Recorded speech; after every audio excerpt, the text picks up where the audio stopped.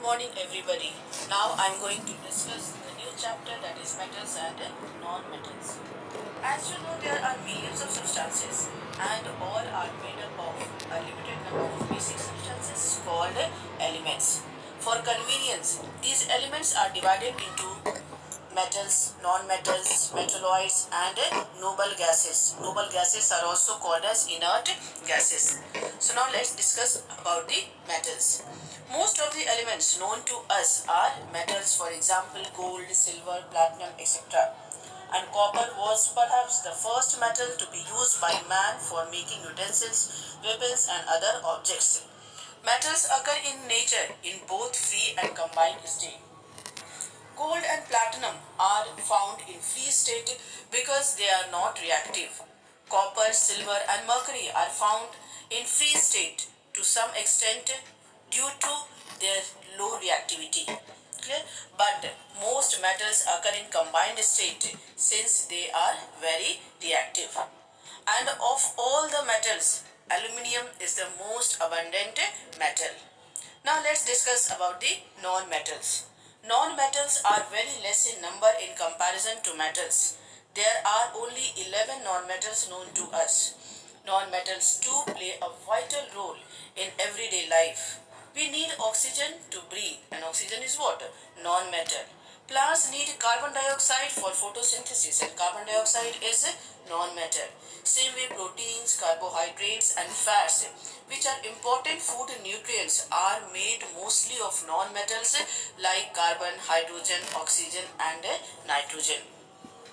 Like metals, non-metals also occur in both combined state as well as free state. For example, in atmosphere, oxygen and nitrogen are found in what? Combined state as carbon dioxide and water. Okay. The most abundant non-metal in Earth's crust is oxygen. You know, nitrogen forms 78% of air in free state and is the most abundant element of air. So now we have discussed the few points about the metals and non-metals. Now let's discuss the difference between the metals and the non-metals. So first difference between metals and non-metals on the basis of physical state. Okay? So metals are solid at room temperature except mercury. Mercury is what? Mercury is a liquid while gallium changes into liquid above 30 degrees Celsius even when placed on palm on of the hand. And non-metals exist in all the three states like solid, liquid and gases. Like in gases, oxygen, nitrogen and chlorine comes. Bromine is a liquid. Phosphorus, sulfur and carbon, they are what? Non-metals as well as they are solids. Next difference on the basis of luster. Luster means what? Shine. Okay. So metals are lustrous, means they shine and can be polished. But exception is always there, and the exception is what? Lead. Lead is a metal but it is a dull. Non-metals are non-lustrous, that is they have dull surfaces, and exceptions are there. So except graphite and iodine, which are lustrous solids. Next difference on the basis of hardness. Most of the metals are hard, but exception is also there. Sodium and potassium are what? Soft metals and they can be cut with a knife. Solid non-metals, sulfur and phosphorus are soft, whereas carbon in the form of diamond is the naturally occurring hardest substance. Now, next difference on the basis of density. Metals have high density, but sodium and potassium have what? Low density, and they are lighter than water. Non-metals have low density, but exceptions are always there. So iodine, graphite and diamond, they are non-metals and they have what? High density. Next comparison on the basis of melting and boiling points. Metals have high melting and boiling points, but sodium, potassium, gallium, cesium and mercury have low melting and boiling points. Non-metals have low melting and boiling points, but graphite and diamond, a form of carbon, have high melting point. Next difference on the basis of ductility. Metals are ductile. Ductile means what? Means they can be drawn into wires. Example, clear? Many means all metals are, but Gold, silver, copper, aluminium and tungsten, they are what? They are most ductile metals. They are the examples of most ductile metals. Non-metals are not ductile, but exception is there, carbon fiber. Malleability. Metals are mostly malleable. Malleable means they can be beaten into thin sheets without breaking. Gold is the most malleable metal. But zinc is brittle, on beating it breaks into pieces. Non-metals are brittle and so they are not malleable. Next difference is on the basis of thermal and electrical conductivity. Metals are good conductors of heat and electricity. Silver and copper are excellent conductors. Tungsten and lead are what? Poor conductors. They are the exceptions. Non-metals are bad conductors of heat and electricity. Carbon in the form of graphite and gas carbon conducts what? Electricity. So they are the exceptions. Next is sonority. Metals are sonorous. Sonorous means what? They produce a specific sound when struck with the hard objects. And non-metals are non-sonorous. Means they do not produce any such sound when struck. Next is tensile strength. Metals have high tensile strength. Means what? Means tensile strength means what? Means they can bear a lot of strain. And exceptions is what? Zinc. Because zinc is brittle in nature. Whereas non-metals have low tensile strength. But exception is there, carbon fiber. Next difference on the basis of alloy formation. Metals combine with other metals to form useful homogeneous mixture called alloys, whereas non-metals do not form alloys. Carbon forms an alloy steel with iron. This is the exception. Solubility on the basis means difference on the basis of solubility. Metals are insoluble in water and other organic solvents, whereas non-metals can be soluble or insoluble in water or other solvents. Cases are there. Clear. These three cases are there in front of you. So in the first case, battery, bulb and switch are connected with aluminium wires. When the switch is on, what happens? The bulb glows and this indicates that aluminium, a metal, is a good conductor of electricity. In the case second, what are you seeing? The bulb is glowing. Clear? So in the second case, the bulb is glowing and iron nail is connected to the wire and placed in the circuit. When the switch is on, what happens? The bulb starts glowing. So this indicates that iron is what? Iron is a metal and it is a good conductor of electricity. Now, in third case, coal piece is kept in between. Clear? So when piece is kept in between, what happens? Does the bulb glow? No, the bulb does not glow. Means what? Means coal is a non-metal and it is a bad conductor of electricity. Clear? So from this diagram, it is very clear that the metals are good conductor of electricity, whereas non-metals are what? Bad conductor of electricity. Now I am going to discuss the topic that is the corrosion in metals. Most of the metals when exposed to atmosphere react with what? Moist air and get corroded, due to which their properties are destroyed and their use as metals diminishes.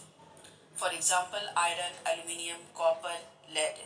Iron gets easily corroded and forms a reddish brown layer known as rust on its surface. The next is the aluminium. Aluminium also react with air to produce its oxide because it has a strong affinity for what? For oxygen.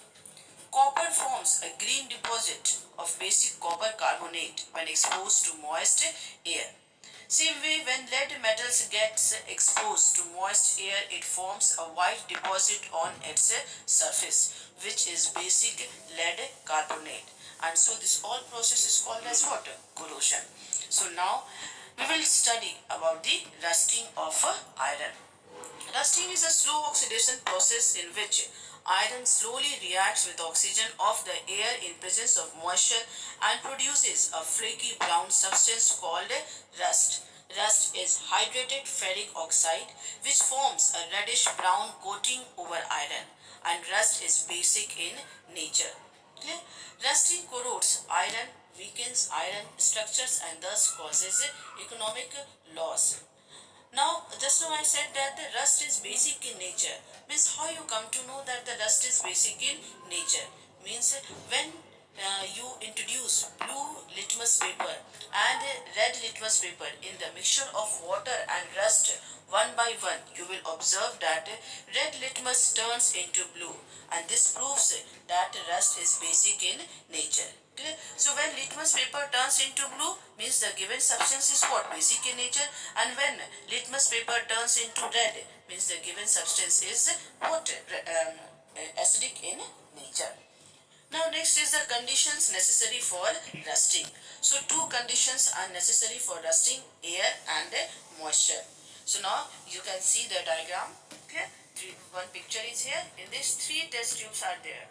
Clear? So in test tube A, some boiled water and nails are kept. Clear? There, some boiled water and nails are kept. And why boiled water? When you boil the water, means what? That water becomes free from air. Okay, so in test tube A, boiled water and nails are kept, and there is what? The close, means the test tube is closed with a rubber stopper. Why? To make it airtight. It's kept. Do you know what is the property of the anhydrous calcium chloride? It absorbs the moisture. So in test tube B, nails are there, anhydrous calcium chloride is there, and no water is there. And then again, this test tube is what? Test tube is made airtight with the rubber stopper. Clear? Means in test tube B, what is not there? Water is not there. Clear? And now in test tube C. So in test tube C, some tap water and nails are there, and it is open also. So we can say that in test tube A, what is not present there? Air is not present. In test tube B, what is not present there? Water is not present. And in test tube C, air and water both are present. Clear? Now, when you leave this apparatus for few days, what will happen? After a few days, you will notice that the nails in the test tube C get rusted. Why they get rusted? Because they are in contact with both air and water. So this proves that air and moisture are two important conditions for rusting. So now when things get rusted, what happens? It loses its property. It get diminished. Okay? So it get destroyed. So prevention is very. So now we will discuss the prevention from rusting. Iron is one of the most useful metals to mankind, but iron gets rusted easily. So the prevention of rusting of iron is essential. Iron can be protected from rusting if the surface of iron is prevented from coming in contact with moist air, and this is done by the following methods. So the first method that I am going to discuss with you is by painting. So painting with red lead. This coating is put on the heavy iron parts of vehicles, machinery, buildings such as grill, gate, etc. Okay. Next is the oil paint. This paint is applied on doors and windows made up of iron which already have a base coating of red lead. And third is enamel coating.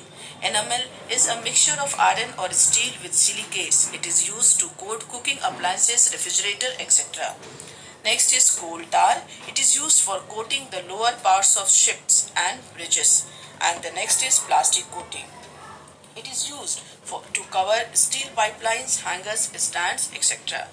Now the next way is grease or oil. Metallic tools and machine parts are protected from rusting by applying a thin film of grease or oil that also lubricate them. Now the next method is the metallic coating. In that, first we will study about the galvanization. So in this process, iron articles are dipped in what? Molten zinc. Galvanization is used for what? Those iron articles which are exposed to heavy moisture like buckets, tubs, water pipe, etc. But galvanized steel is not used for food containers. Why they are not used for food containers? Because acids present in food react with zinc to form what? Poisonous compound. Next is tin plating. In this case, iron sheets are dipped in molten tin. Clear? And tin is a corrosion resistant and non-toxic metal, and so it is used to make boxes and cans for packaging vegetables, meat, etc. Next is the aluminium painting. This process protects iron bridges, iron furniture, telephone poles, etc. from rusting. Next is the alloy formation. By this process, iron is fused with nickel, chromium, carbon, etc. to form stainless steel. And you know stainless steel is what? Lustrous, corrosion resistant substance. Clear? It is used for making cutlery, surgical instruments, etc. Now the next one is electroplating.